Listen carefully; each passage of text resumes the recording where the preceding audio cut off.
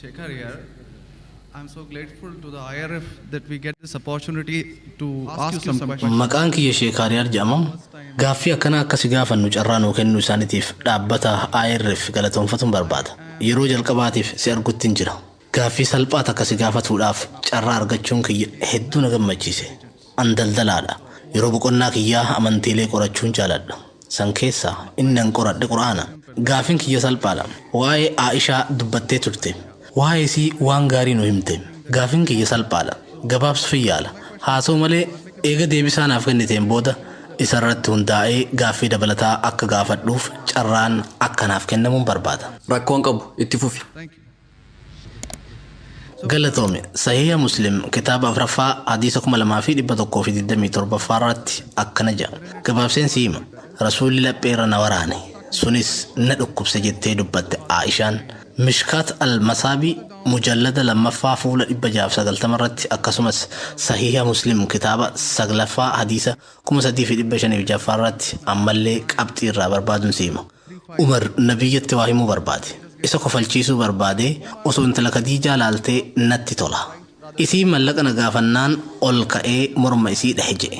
Ergamaan Rabbiitti seeqee anas na marsanii jiru na gaafatanii jiru jedheen. Kana booda Abubakar gara manaa deemee Aishaa kabale. Umaris Hafsaa waanuma wal fakkaataa godhe. Bakka kanatti wantoota wal fakkaatan argaa jirra. Qur'aana suuraa afraffaa ayaa 34 irratti dhalaa dubbii jaarsaa dhagayuu didde qixaaxa Rabbiitiin sodaachisaa.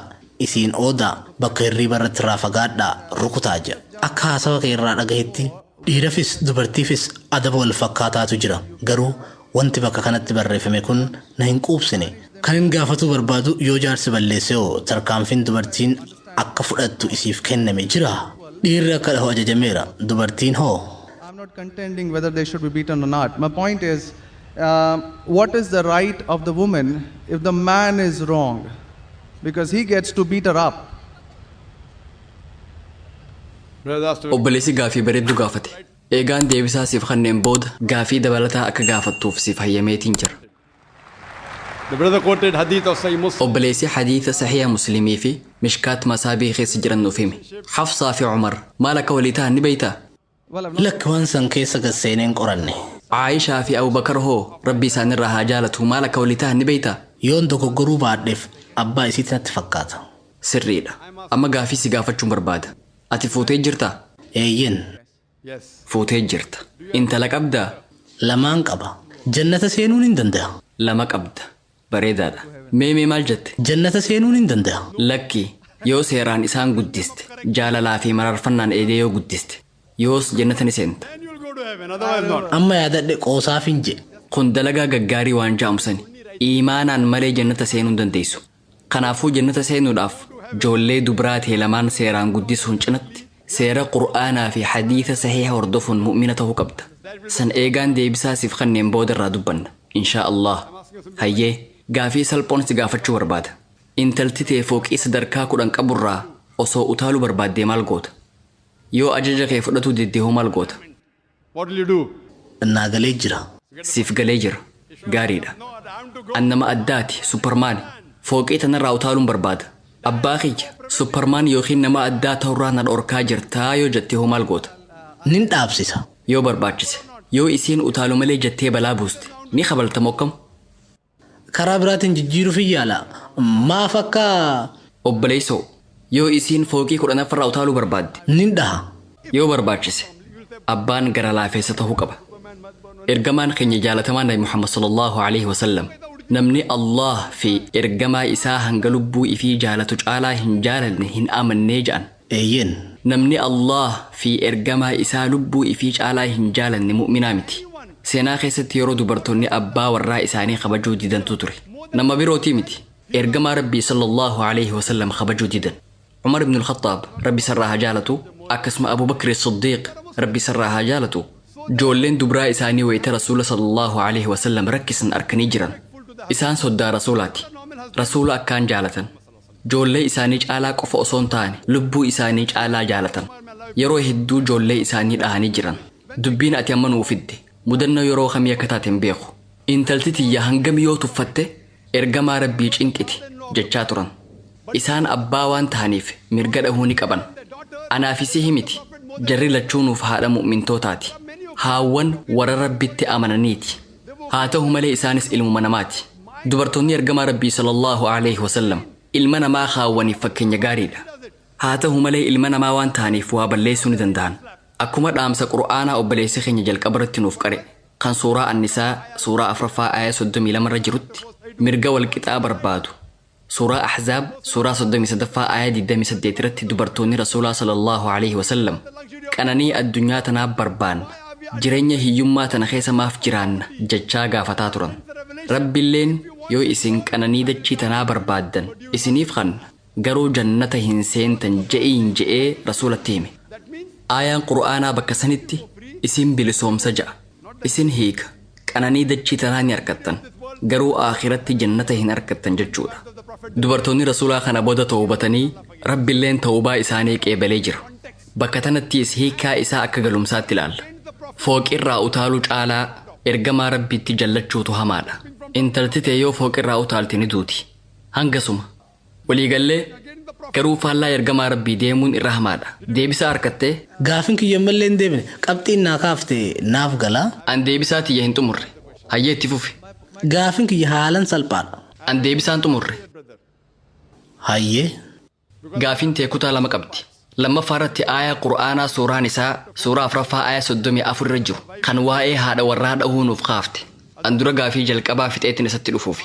Yoo akkas hin taane Zaakir deebisaa walakkaa qofa deebisee jetta. Deebisaan ammasiif kanne ta kutaa duraati. Tan hadiisa irratti hundaa'uun gaafatte. Kutaan itti aanu suuraan isaa suuraa 4ffaa aaya 34 irratti argama. Eega arrijaalu qawwaamuuna cala nisaa dhiirran qawwaama dubartootaati je'een booda yoo ajajamuu didan isaaniin oodaa sanitti aansuun bakka ciisichaa walirraa fageessaa jedhe. San booda jecha afaan arabaatiin daraba ja'u yowaahuu suuta dhawaa ja'u fayyadame. Ibn Abbaas rabbi sirraa haa jaalatu wayita dubartoota dhawitan tokkoffaa fuula dhahuu hin qabdan lammaffaa qaamni isaanii dirmammaahuu hin qabuu jedhe. Dhimma kanaaf fakkeenya hoggaan kannu haadha warraa dhahuu jechuun siwaakaan yookiin rigaa muka ilkaan ittiin rigataniin dhahuu jechuudhaa jedhe. Akka bara kanaatti ammoo maarrabiidhaan tumaa jechuun wal fakkaata. Haadha warraa ta'e yoo maarrabiin dhoyti fakkeessu jechuudha. Qaama miidhuu jechuu miti. Haadha warra fi qaama miidhuun islaamummaa keessatti dhoorkaadha. Fuula keessa haalaan dhahanii fuulli isii akka iitahu godhuun hin ta'u. Isiinis madaa san laalaa hanga fayyitutti torbaan lamaaf isuma yaadatti. Islaamummaa keessatti haadha warraa dhahanii miidhuun dhoorkaadha. Daraba jechuun suuta dhahuu jechuudha. Dhahuun duratti ammoo jalqaba akka dogongora qabdutti himuu qabda. Ni sodaachifta. Siree addatti baafatta. Xumura irratti suuta dhoyita. Yakka raawwatame hundaaf adabbiin akkana ta'uu qabdi. Suuta dhahuun adabbii miti sodaachistuudha malee. Wanni kun faallaa isaatiin mudatuu danda'a. Intalti abbaa dhahuu ni dandeessi. Gaafii ja'uuf deebisaan intalti ta'e osoo si qabaltee hoo sitti tolaa? Lakki. Maaliif? Walqixxummaadha. Gaafii tiyya siif haa xumuru. Waa'ee walqixxummaa haasawaa jirta. Osoo intalti ta'e si dhoyte ni jaalattaa? Lakki. Hin jaalattu. Tarii yoo haalaan dulloomtee qalbiin si tuqamtee fooqirraa utaalu malee jettee rakkifte. Isiin si dhoyte ta'uu danda'a. Walii gallaa? Ati fudhachuu didduus an kanaa waliifin gala. An si gargaarutti hin jira. Naaf gala. Sii galaa jira. Garuu na hubataan jirtu. Gaafa dulloomtee qaamaan dadhabdee fooqirraa utaaluu barbaadde. Intalti ta'e abbaa kiyya hin utaalin siin jetti. Yoo didde si dhahuu dandeessi. Isiin kana waan gaarii yaaddee dalagaa jirti. Fudhadhu waliigallee amma abbaan warraa niitii akeekachiisutti jira. Yoo faallaa kanaan jaartiin goote hoo namni guddaan irree qabu tokko yoo sitti dhufe ni dhoytaa? Namni sii gadii xiqqaa yoo dhufe ammoo ni dhoyta. Garuu yoo namni akka Arnold Schwarzenegger sitti dhufe hoo ni dhoytaa? Will you hit him? Lakkii. Osoo dhahullee barbaadde nama akka Arnold Schwarzenegger hin dhoytu. Maaliif? Akkuma aayaa san jalqaba irratti ibsametti rabbiin dhiiraaf humna dabalataa kennee jira. Kanaafuu dhiirri dubartii humnaan sodaachisuu ni danda'a. Dubartiin garuu humnaan dhiira sodaachisuu hin dandeessu. Wanni biraa kan isiin godhuu qabdu ni jira. There are other things. There are other things you can do.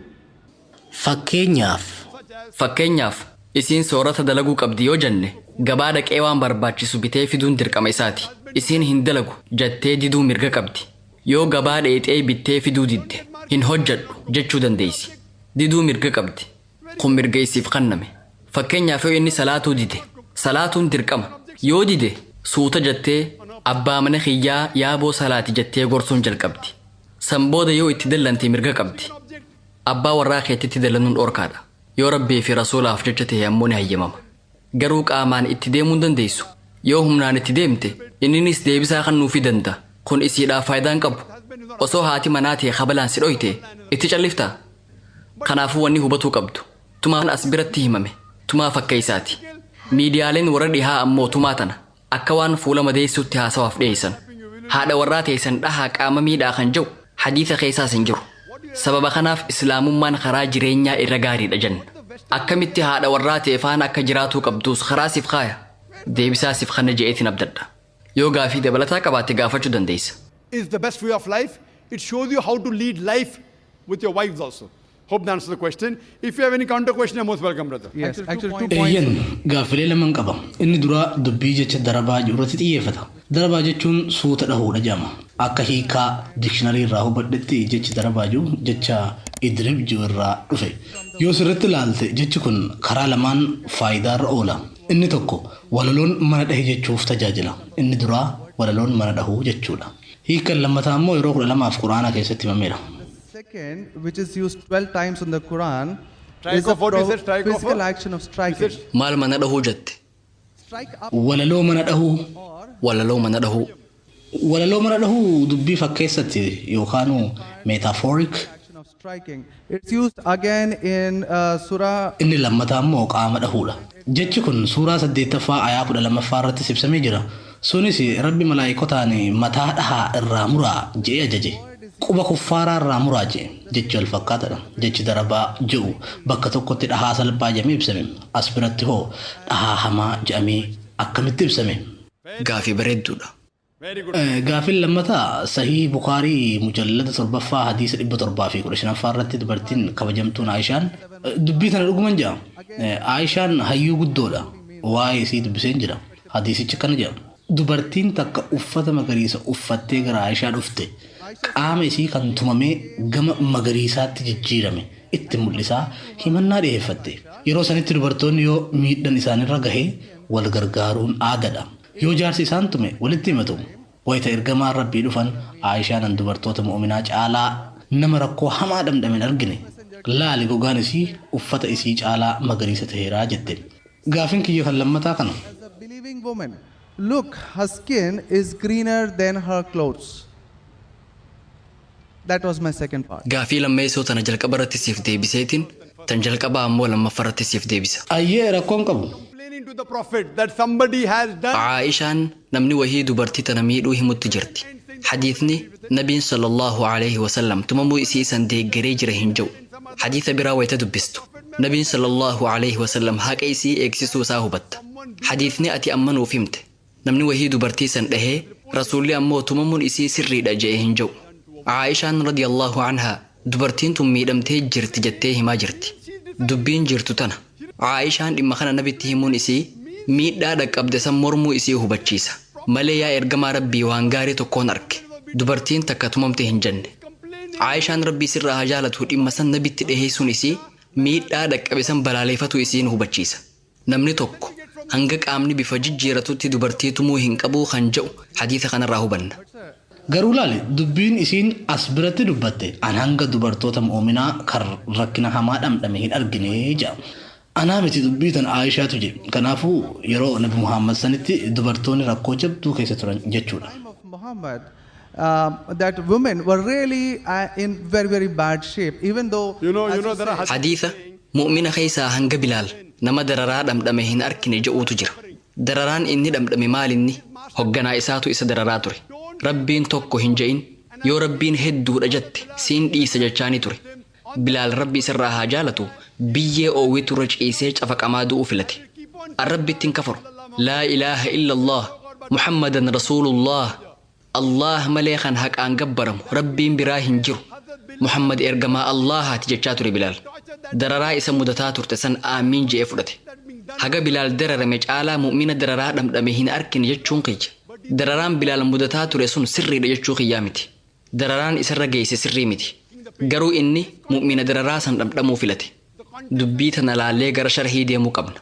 Fathul Baarii banuun dubartiin sun eenyutu isii miidhe nama isii gabroonfate isiin gabra turte sharxii ilaaluu qabda annama hadiisaatii miti angaafii teetiif waan deebisaa ta'u sitti himaatin jira ati sharxii irra deemtee ilaaluu qabda eenyutu isii tume maaliif tumamte isiin eenyu abbaa warraatu tume abbaan warraasii mu'minaa sababaan kumaatamaan lakkaa'aman jiraachuu danda'an waanuma garuu dhiifamanaaf godhe mishkaat al-masaabii yoo dubbiste sheekariyaar si duubaan nama hedduutu jira gaafii kee gabaabsi jechoota muraasaan dhiheeffadhuu fixi ati amma waraqaa guddaa of harkaa qabda namoonni hedduun kan waraqaa xiqqoo qabatanii hiriiran natti mul'atu kanaafuu haala ammaa kanaan hayyamuu hin dandeenyu kun yeroo wal falmiitii miti yeroo gaafii fi deebisaati amma gaafii kee hima afur fayyadamii dhiheeffadhu deebisaa Dr. Zaakiriif dhiisi dubartootaa fi namoonni hiriiranii jiran yoos carraa argatuu danda'u amma sa'aatii 1 fi daqiiqaa 12 qofatu nuuf hafe ati ammoo daqiiqaa 20 fudhatteerta durarratti gaafii lama gaafatte san deebisaa siif kanneetiin jira san irratti hundooytee gaafii dabalataatiin gaafachuu barbaadaa jette amma immoo gaafii dabalataa san irratti hundooytee gaafii biraatis gaafatte gaafii 100 osoo qabaattee deebisaa siif kanuun natti hin ulfaatu haa ta'u malee seerri amma qabnu gaafii takka gaafadhuuti hiriira duubatti deebi'i kan jedhu kana gaafii lama gaafatteetiin deebisaa siif kanne gaafii dabalataa jettee gaafatte ammaas isarratti gaafii biraa idaati laal anaaf rakkoon qabu nin jaaladha eega sagantaan tun xumuramteen booda gara duubaatiin koottu inshaa Allah gaafii ta'e hundaaf deebisaa siif hin kanne I want to ask you, after I answer your question, what will you do? Will you believe in the religion Hazrat Aisha believed?